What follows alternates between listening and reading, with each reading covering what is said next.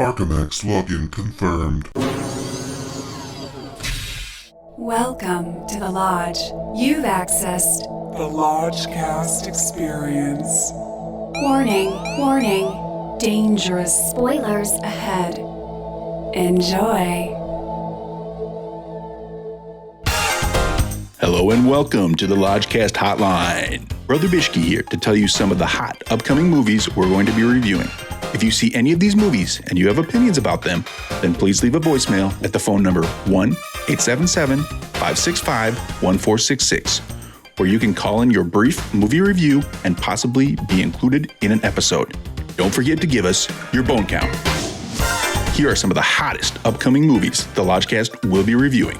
Godzilla vs. Kong, rated PG-13. Bad Trip, starring Eric Andre, rated R. Coming to America, rated PG-13. Once again, that Lodgecast hotline number is 1-877-565-1466. Call toll free today. Love and light.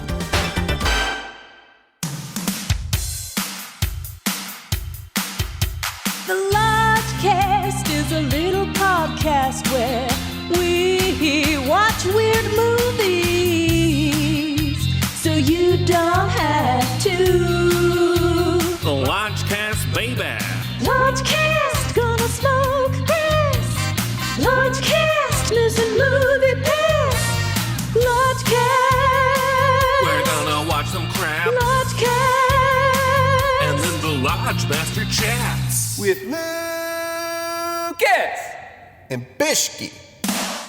Episode 98. Music. Music makes the Lodgecast come together. Hello and welcome to another edition of the Lodgecast. I'm your Lodge Master. With me as always is Brother Bishke. Please don't stop the music. Brother Lucas. 1 + 1. Every day's a holiday. 1 + 1. He's getting ahead of us. Move your body, feel the sway. And it's Brother Ben. Heyo. What do we got on our plates tonight, you guys? What are we doing here? See ya. It's music, and it's a movie by Sia. What is our history with Sia, gentlemen? I have none. I barely knew anything about Sia before this, and I still don't. Same. Well, I mean, look, she was sort of a big deal in like the early KCRW era for me in Los Angeles. And then she that didn't quite pan out, like that sort of pop star. I mean, she had the blip on 6 Feet Under, Breathe Me. You tell us. Yeah. So she had one pretty big song that I think was used on like the 6 Feet Under finale. And then when that sort of didn't pan out for her pop career, she became like this super in-demand songwriter and hit maker. And that's where I think, she really shines. She wrote a bunch of stuff for Rihanna. Yeah. Okay. So she's like a hit maker, but her solo stuff I've never really vibed with. I've liked a few of her songs before, and this past week I've been listening to quite a bit, and I have to say, I've become quite a fan. I think she has a lot of similarities in her pop stuff to Lady Gaga, who I'm a big fan of. I think her voice is incredible. And she's a maximalist. She knows how to craft a melody and just slam you over the head with it. Yeah. And slam us over the head she did. This is a musical tonight, technically, but I did read a very telling piece of trivia from IMDb that this movie was originally written as a non-musical drama, and Sia chose to write music for the film when the producers offered her an additional $10 million. Nice. So the musical nature of this movie doesn't seem to have come from an organic place. It has come from a cash influx place. Yeah. The vibe I got, what I read was she delivered the movie in 2017, and the financier was like, "Oh, we need like a soundtrack. Like we need a lot of music. We need to sell this off Sia, and then we get the movie that we got." That's a good point too. Filming was in full swing back in 2017. That's 4 years ago. That's a long time ago. So this little movie has had quite the journey. And we're beating around the bush here. The big issue with this, the big controversy, is that the story centers around this character named Music, who the character is autistic, but the performer is not autistic. And it's bringing up all sorts of ideas and protests about who should be able to play these characters. And in thinking about how this all went down, I give Sia the benefit of the doubt, at least initially, because she probably looked at the grand tradition of, Sean Penn and I Am Sam, Dustin Hoffman and Rain Man, Cuba Gooding Jr. and Radio. She thought she could do it too, but she didn't get the memo that shit be changing. And she was completely taken off guard when Twitter just descended upon her for this. I mean, what's crazy is this movie was distributed by Vertical Entertainment. And if it had been like before times, I don't know how many theaters this would have been in. But what blew my mind was IMAX gave it like a one night only engagement. I saw that. And I was thinking, we would have been there. Could you imagine seeing this in IMAX format? Like, that's just bonkers, like utterly bonkers, because when this movie did start in my home living room, my home screening room in my living room, I almost, like, not joking, did a spit take like as soon as it started, like from the opening, like a Sia film to Music. Then it's like the first scene. I was drinking. I had like a mouthful of booze, and I almost lost it. Well, before we get into the actual movie, so the issue with what went down on Twitter was that in the days and months since, Kate Hudson, who also is in the film, has had the quote unquote correct response. If you want to avoid any sort of firestorm, what she said is, "Hey, I'm listening. I'm open to listening to any voices who have anything to say about this." Sia did not take that approach. Sia went to war with the people commenting because she was probably so shell-shocked after working on this movie for so long that she's like, oh shit, now everything I did is wrong. Fuck this. And she went nuclear on these people. And she did it all wrong. I knew there was a film Twitter backlash when the movie premiered at, I forget which festival, or when word became like public that this was a movie that got made. I remember there being like a negative kind of backlash, but I don't. She dropped a teaser for it that they descended. Okay, I don't remember Sia's response. So after I watched the movie before tonight's Lodgecast, I did a little light Googling just to kind of refresh my memory.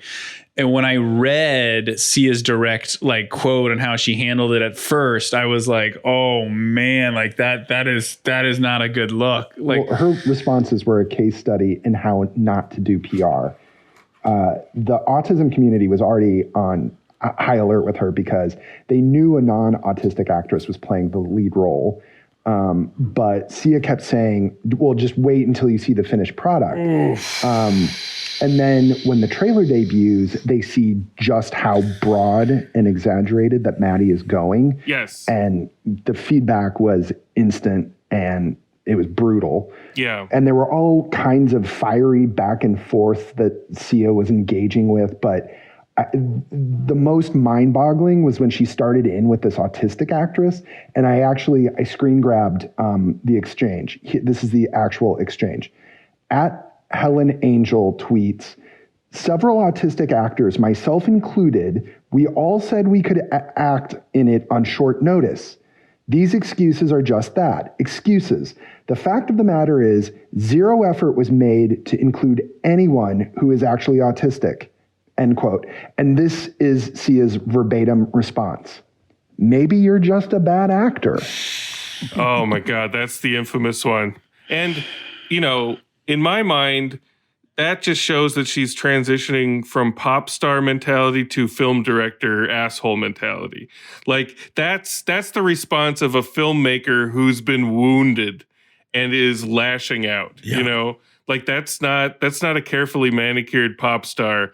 Yeah. That's just a pissed off filmmaker. I don't know. I watched the movie without getting any news. I knew there was backlash, and I knew it was good around the autistic stuff, but I didn't look into it. And when the movie was over and I looked at the backlash, I thought it was being unfairly maligned. And I mean, I'm not an expert on severe autism, but yeah, anyway, I just thought the backlash was insane. As Lodgecasters, we got to try to put all that aside and watch these movies, no matter how swirled and surrounded by controversy they may be. We got to try to watch with love and light. And, you know, as difficult as it was this time, I think I was able to do it at least. And I did smoke this time. I learned my lesson from Bliss and Me You Madness. I pre-smoked. I'm like, I got to get in the zone. Yeah. Sia would want it this way. And Lucas, I believe you did as well. I think we were all prepared in our own special way for this. Yeah. So before we get into the movie proper, Bishy, what's that shot? From Rotten Tomatoes, Zoo, Kate Hudson is a free spirit estranged from her family who suddenly finds herself the sole guardian of her half-sister, Music, Maddie Ziegler. The musical drama explores the tenuous bonds that holds us together and imagines a world where those bonds can be strengthened in times of great challenge. Love, trust, and being able to be there for each other is everything. Period. That's it. Nice and to the point. Yeah.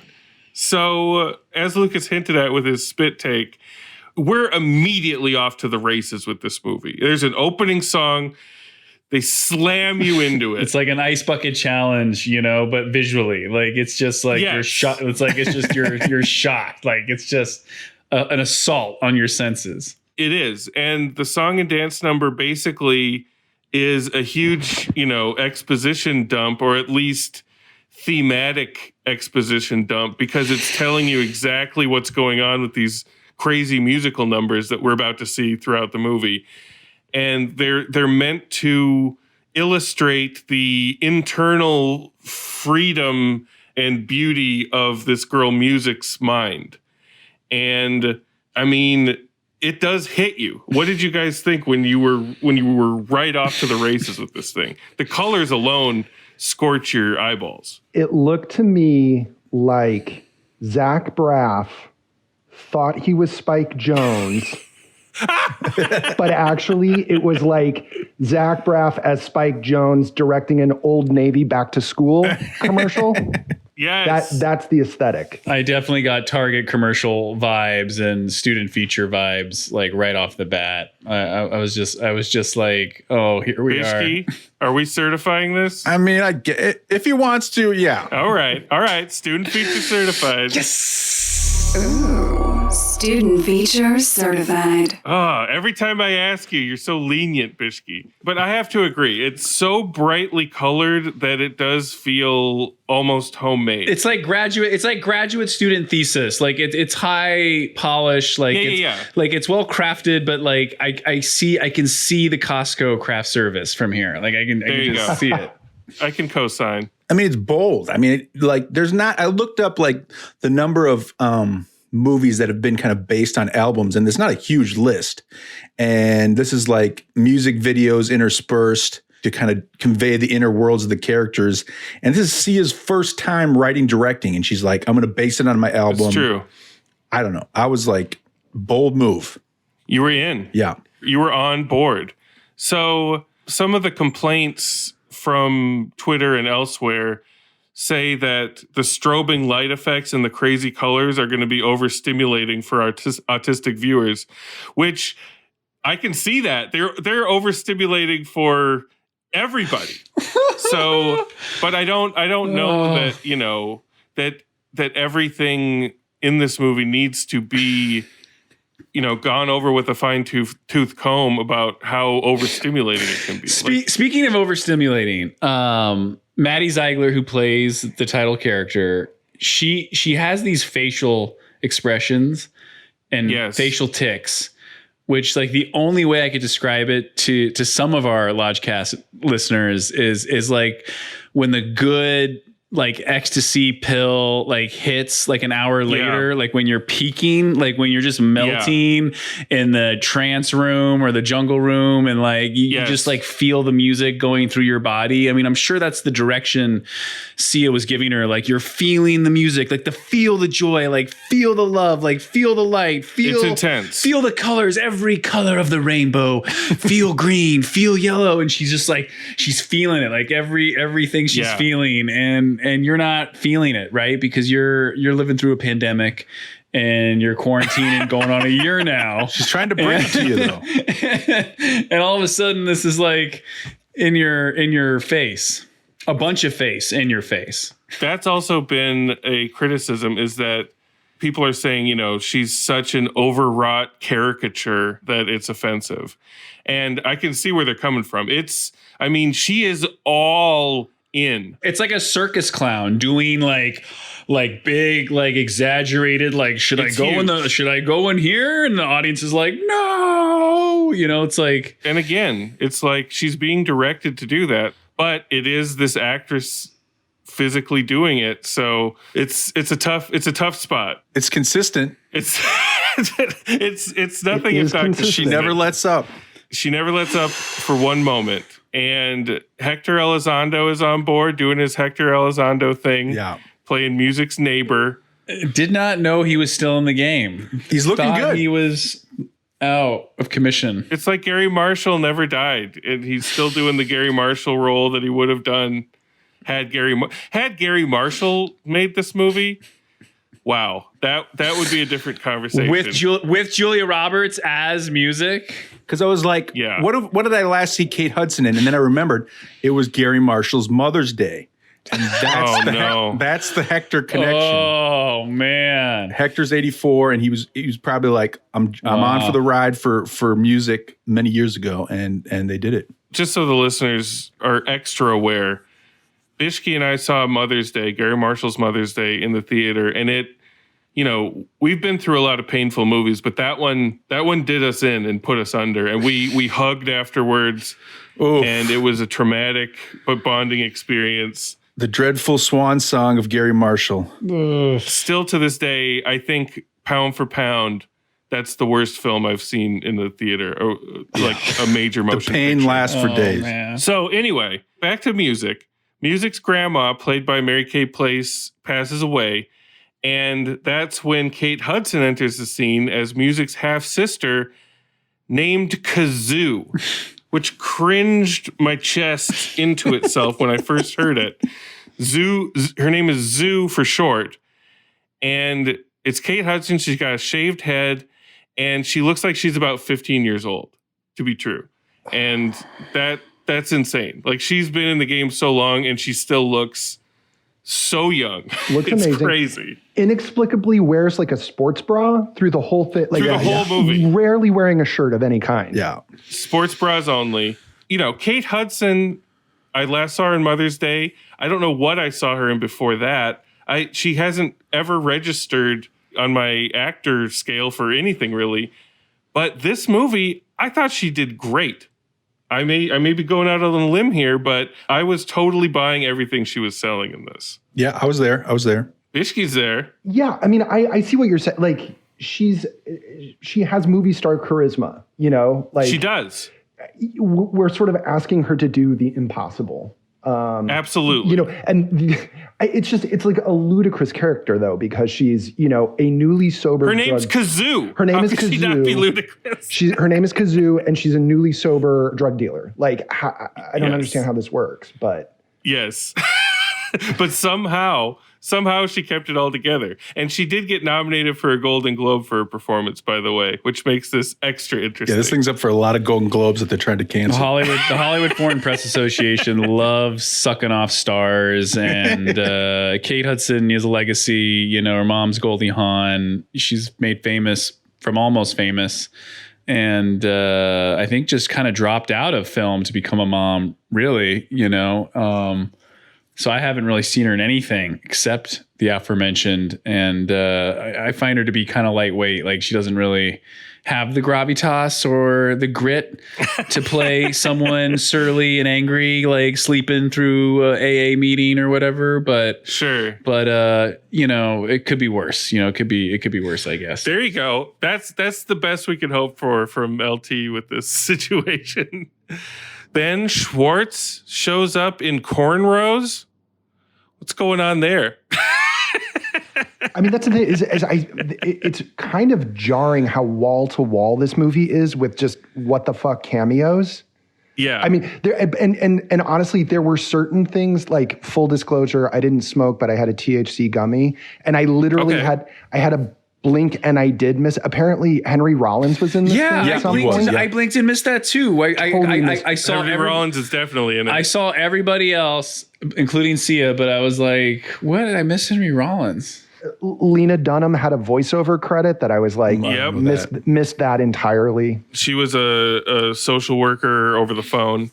Kazoo sells some drugs to Juliette Lewis. Juliette Lewis was always a highlight. That was my favorite cameo. That always great to see Juliette. That got a chuckle out of me. Just so committed, committed. So great. Kazoo gets a hold of a small inflatable pool at one point, and while she and music hang out around it, we're thrust into the Salad Dragon. The Salad Dragon. A scene in a movie that is so bizarre, baffling, or transcendent that it instantly justifies the price of admission. Or Reese Witherspoon's leafy transformation in A Wrinkle in Time. I mean, it's really a salad song, and we try to keep it muted around here, but Lucas saw this film, and he simply texted us 1+1, which happens to be the name of this song that we are plunged into at this point.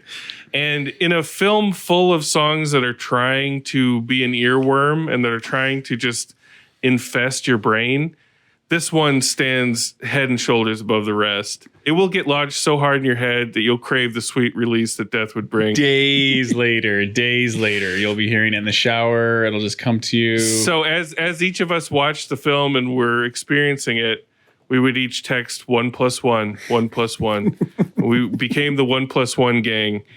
And I'll probably play it at the end of this episode just to make sure everyone else gets infected just like we did.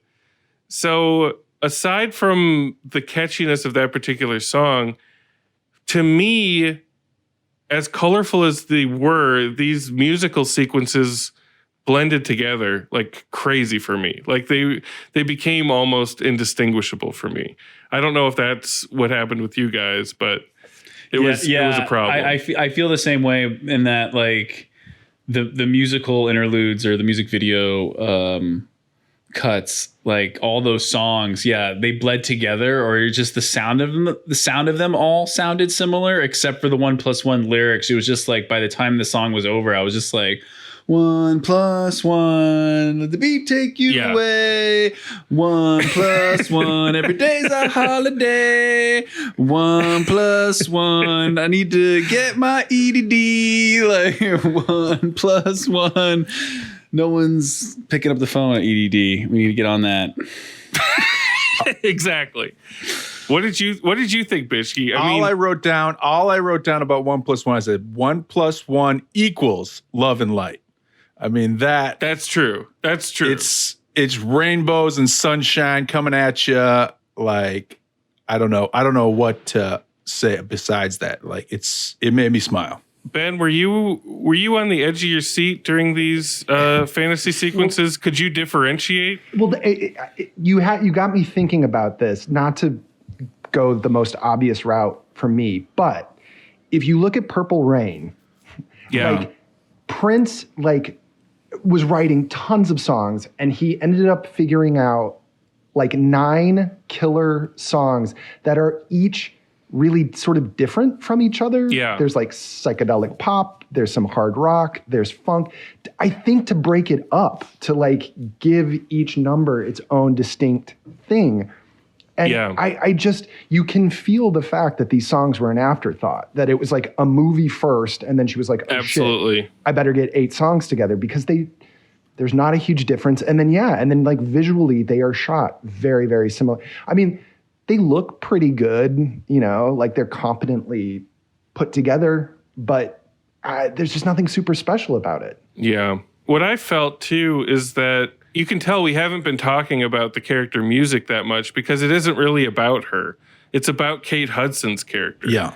This whole movie is about Kazoo learning how to live again and be responsible for once. But throughout, I would often forget that music was even in it. And then she'd yell from off screen or something. And I'd be like, oh yeah, music's in this. And the whole movie's music and it's supposed to be about her. I almost am like, why is music even in this movie? Like why not just make it about Kate Hudson if that's obviously where your focus is? Like, what did you guys think? I mean, I think I didn't really know the structure of it, like, because I don't know if, in terms of the songs being an afterthought or whatever, I didn't really know that.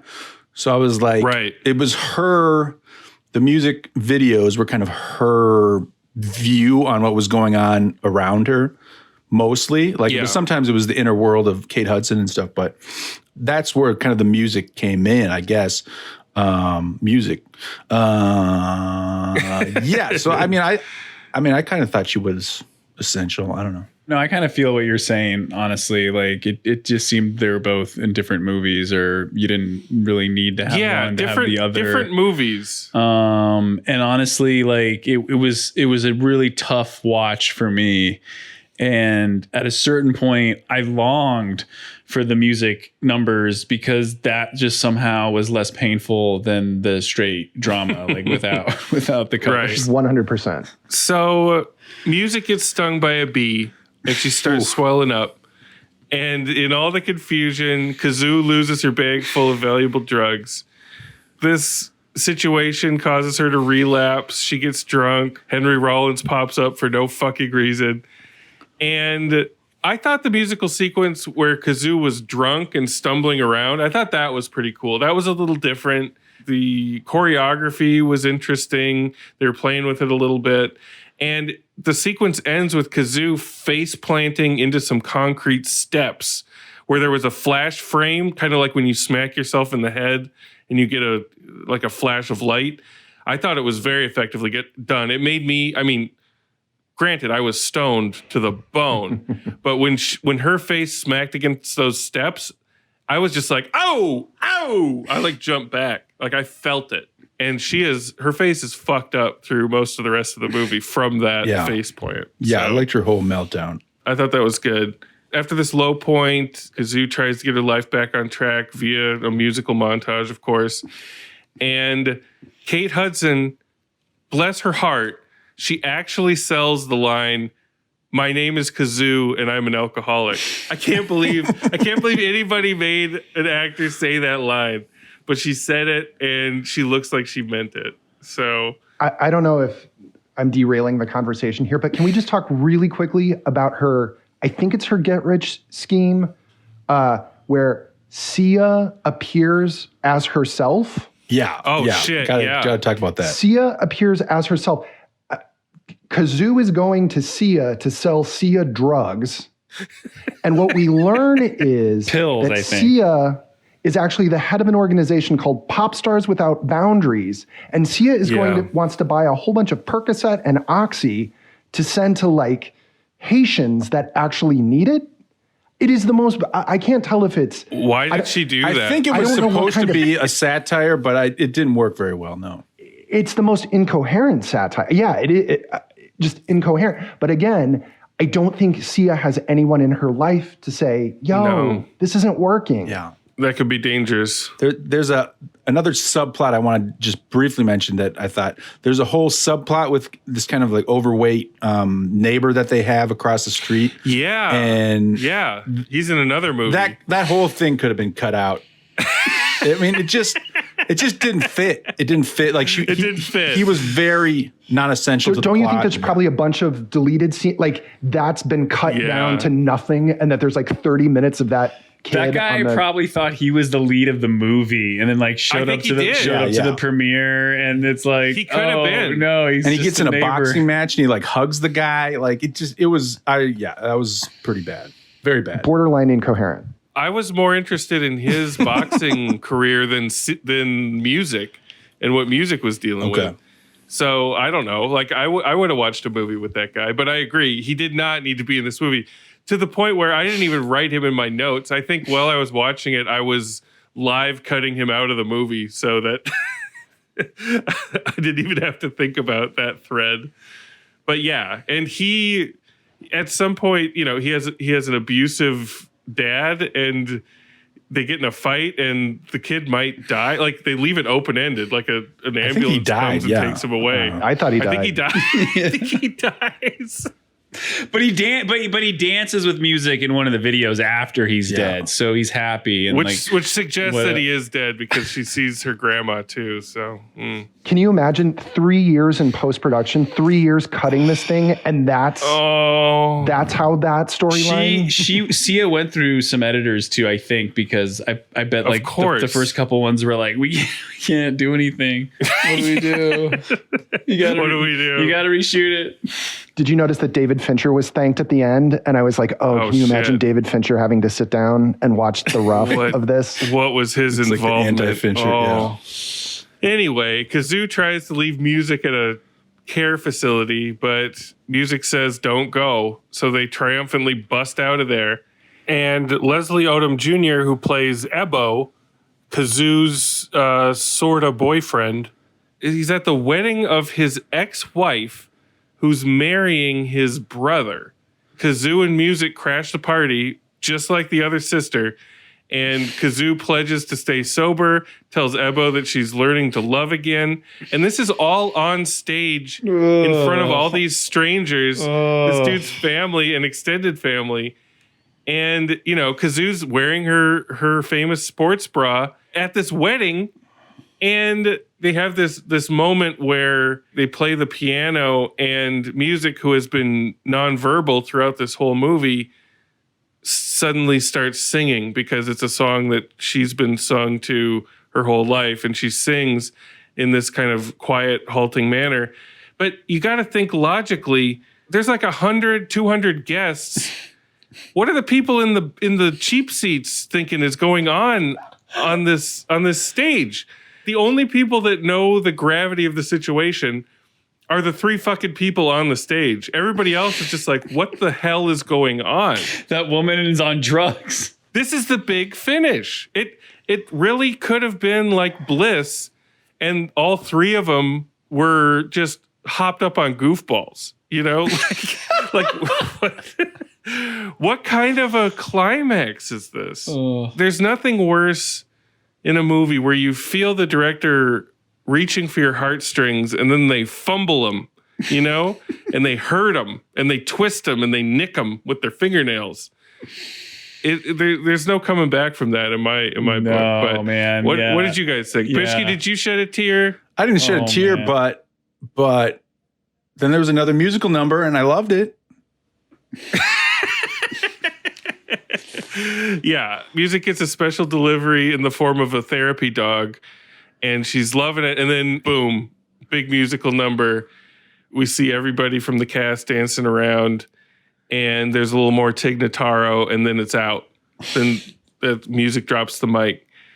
So I don't know what I was feeling at the end of this. I had a lot of emotions, and they felt like they were in a traffic jam, The road wasn't paved right. Where were you guys at when the credits rolled? I was thinking, man, I don't get paid enough for this.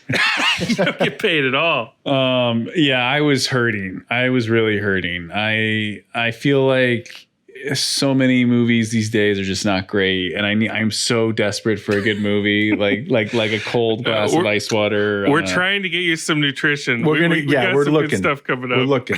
So yeah, I was not in a cheery, generous mood for this movie. And I was in the right place, like chill wise. Like I was definitely like, could not have watched it under better circumstances, but you were chilling like a villain. I'm just so, like, I don't know. Ben, did the THC turn to Sia's favor by the end, or what were you feeling at the end there? Alas, I'm a +1 with Lucas. It was when that end crawl started, it was relief. It was sweet relief. I get it. And Bishki, like, what were you thinking? I'll get to it in my bones. Well, let's go to them musical bones then.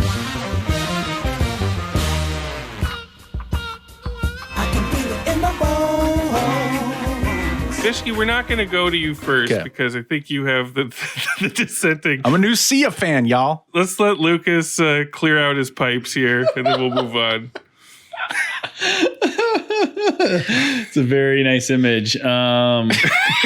But I'll say. Yeah, but man, I think there's like really nothing more I can say except like this movie made me question everything about past movies with, neurodivergent or whatever the correct term is, peoples. You look at Tom Hanks and Forrest Gump and like the aforementioned people we mentioned earlier. And like even Leonardo DiCaprio, right? Like was nominated for What's Eating Gilbert Grape. And that was something I kept going back to, thinking that Sia must have been inspired by that performance, and absolutely, and DiCaprio was adored and like admired for playing that character. And today, though, it's like, well, it'd be much better if you cast like a real, authentic actor that suffers, whatever handicap. But yeah, in 2021, man, like this almost feels like something that if I were Sia, like I would have just buried. Like if they said, hey, you need to add a bunch of songs to it, I'd be like, yeah, maybe we just do another one. We do it over. Like Johnny Depp wrote and directed and starred in a feature film that no one's ever seen because like he showed it to people and they were like, this is not a movie that you want to be associated with. The Brave, look it up, people. Yeah. So I'm thinking like, as I'm watching this and it's painful to watch. Like I really, from the opening seconds, I was like, you got to be fucking kidding me. To the last minute, I was just like, oh man. Like if you were pitching this to me and said, we want to use a reel, we have this autistic singer or this autistic dancer and it's going to be their first movie, I'd be like, that's great. Like I will green light that. But if it's like, oh, it's my friend who's been in some of my videos and she's not autistic, but don't worry, we've like watched some videos of people with autism. And we watched some YouTube. We've got it figured out. Like we're gonna treat it with love and kindness. We're coming from a good place, so it'll be fine. I would be like not so on board with that. So I have to give this a woof. This is a woof. Yeah, another woof. Of course. Lucas is on a woof train going all night. The woof rut. I call it the woof rut. Woo. Get me out of it. I don't. You think I like living like this? I was like retroactively looking at my Rain Man review because I was like, what did I think about Rain Man? And I gave Rain Man a higher rating because I guess it was a different time and like there's more of a plot and like I don't know, but still it's problematic. Like there's no. We got to get the boy out of his woof rut. We're gonna do it. We're gonna do it real soon. I promise. Brother Ben, have at it. So, not to get all serious here, but for real, there's this notion of having diversity readers that kind of gets eye rolled a lot, and I get why people roll their eyes at that a little bit, but I do think this is one of those instances where I really wish someone showed the screenplay to somebody with autism because at the screenplay level, it just feels so misguided and just so cringy. And taking all of that aside, like just the music and the musical numbers, I didn't think they were good enough to salvage that. Now, that said, I would absolutely kill to see a Lodgemaster supercut of like 15, turn this into a 15-minute like explosion. And so maybe I'll just cut Purple Rain songs into it. Oh, see, there you go. And that's what, so like, I can't write it off entirely because I think, I don't know, if you get high enough and giggly enough at some of the insanity, you might get something out of this. So I'm going to give it a solid 1 bone. 1 bone from Brother Ben. Very well reasoned and measured. I love it. Brother Bishke, the world waits with bated breath. All right, disclaimer. I don't know what to make of Maddie Ziegler's performance. I just don't. That said, that disclaimer, I don't know what to make of her performance. That said, I'm a big new Sia fan. She's got a healthy dose of childlike wonder and sunshine, smiles, rainbows, hearts, everything that a critic will roll their eyes at. Kazoos. And I admit, I rolled my eyes many times in this movie, but I also thought there were a lot of touching moments, especially with Kate Hudson and Leslie Odom Jr., who I think did fine with their performances. I think the movie's strongest when it's in music video mode, fantasy mode. I think that's where Sia's directing talents is. And I mean, I think she's got an incredible music talent, but I think she also has a lot of visual talent. I mean, for a first-time director, I thought visually the movie was great throughout, in my opinion. But the plot, especially in the latter half, got into a little amateur hour. It's kind of a fantasy, so some of it's forgiven, but I found a lot to like. 1 + 1, as I told you, equals love and light. Floating through space together, courage to change, all are going to be hit songs. So, but you guys have talked me down. Like, I especially from Lodgemaster, I thought I was going to get a little more love and light.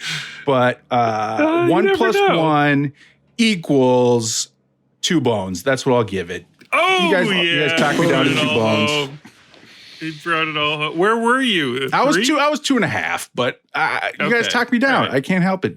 We got to shave it down a little bit. All right. So we got a nice spread here. You know what? I think Lucas is a little doom and gloom, but I agree with Ben pretty much wholeheartedly. But I love that whiff of love and light that Bishke's bringing in, just like new money. You're that new Sia. You got that new Sia love going. Yeah.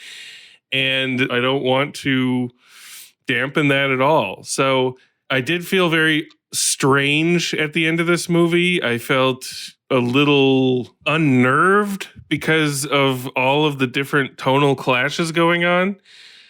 But at the end of the day, I was pretty much blown away by Kate Hudson's performance in this. I actually, say what you will about the Hollywood Foreign Press whining and dining and being hopelessly corrupt. I think she actually deserves to be nominated for a Golden Globe. I thought she was great in this. So I give a full bone to Kate Hudson. I give a half bone to 1 + 1. Straight up, that gives it 1 1/2 bones for me. Nice. For music. Nice. And I am very curious to see how history treats this movie once all of the controversy and all the white hot takes online die down. 55,000 signatures at change.org to get I heard the movie, like 95,000, not released or unreleased. Almost all critics have boycotted this. 10% on Rotten Tomatoes, 15% audience score. People are just piling on this thing, man. They're just... I've never seen numbers like that. Yeah. Generally unfavorable. Yeah. And if this were in the theaters, the cinema score would be a sight to see. Do we remember what Gotti was floating at? I'll bring it up. Gotti was inflated, right? Oh, Gotti's zero. Numbers. Gotti's 0. Gotti's a perfect 0. Audience was 45% on Gotti. Oh, okay. But they were Gotti bots, I think, for the audience. There were a lot of Gotti bots. I think the Gotti bots probably pumped it up to 100, and then reality folks brought it down to a nice even 40. Gotti bots. But that perfect 0, God, that gives me chills. I mean, that's an accomplishment. Travolta had 5 zeros in a row, man. It's a record. That's right. I forgot. But like I said, it'll be interesting. It'll be interesting to see what happens with this movie with future generations happening upon it. And maybe there will be a music revival when Sia's like 70. She'll go to like the Tostitos Presents the Egyptian Theater and Be like, this movie was vilified in its time, but now people love it. But even if Best Picture Rain Man came out today, it would be like completely shut down, basically. Oh, That's no, true. the headline would be like, Rain Man tries to have sex with underage girl. You know what I mean? Yeah, It'd just be like this really bad headline. Like, yeah. I mean, that's why you gotta, if you're Sia, you gotta at least lick your finger and stick it up and see which way the winds are blowing. Read the room, as they say. Read the universe. Or just ignore it. Or ignore it. Yeah. Or ignore it completely and be an outlaw. But if you play in these waters, you got to expect a little backlash. And she got a lot of backlash. But that's music. That's entertainment. So, yeah, I appreciate Brother Ben, you taking this journey with us. Thank you, Ben. I can't wait to return a year from now to review Madonna's self-directed memoir biopic with y'all. Booked and in the schedule. Booked in stone. Love it. And boys, I love the bone spread we got. And Lucas, dear listener, if you could see Lucas, he's just sinking. He's sinking down into his Zoom frame right now. He's almost out of frame. It's so sad. I've been vaping this whole episode. I vaped hours before just to get ready, just to get into the headspace. He's all woofed out, folks. He's all woofed out. We need to get him some nutrients quickly. Please. I need a pray fun for the boy. Need a fun movie. Need a fun one. Like just a fun. We got just what the doctor ordered coming up, I think. Sweet. All right, boys. Love and light. Love and light, fam. Love and light, y'all. See ya. Wouldn't want to be ya. Peace. Get a girl or get a boy. 1 + 1. Take 'em right down to the shore. 1 + 1. Give your all and give some more. 1 + 1. Let the music free your soul. 1 + 1. Sway with me to the light. Hold me for just one night. Hold me for just one night. Oh, we live for the beat. Baby, you're all I need. Baby, you're all I need. Oh, so I'm taking you away. 1 + 1. Every day's a holiday. 1 + 1. Move your body, feel this way. Grab someone. Every day's a holiday. 1 + 1. Every day's a holiday. Let the beat take you away. Let the beat take you today. Baby, this is magic. Every day's a holiday. Let the beat take you away. Let the beat take you today. Baby, this is magic. Get a boy or get a girl. 1 + 1. Take 'em all around the world. 1 + 1. Give your all and give your word. 1 + 1. If you listen, you'll be heard.